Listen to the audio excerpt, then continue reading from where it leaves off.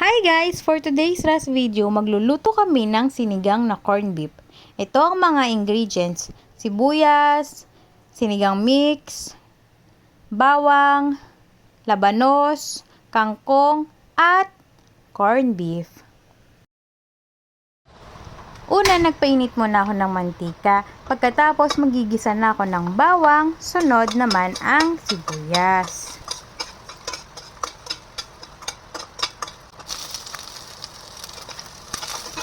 Pagkatapos natin igisa yung bawang at sibuyas, ilagay na rin natin yung corned beef. Isang latang corned beef pala yung ginamit ko dito, guys.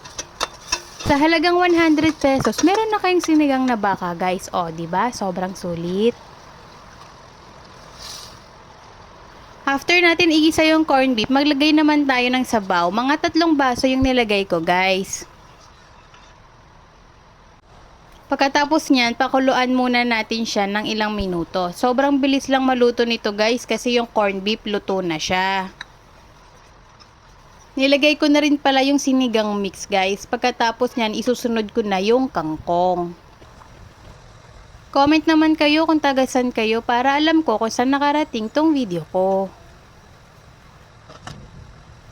After natin malagay yung kangkong, pakuluan lang natin siya ng konti. Tapos, isunod na natin yung labanos. Pagkatapos yan, guys, luto na yan. Sobrang bilis lang, diba?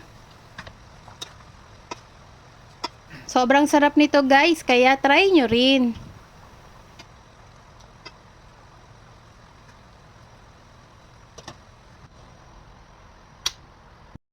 Tikman na natin.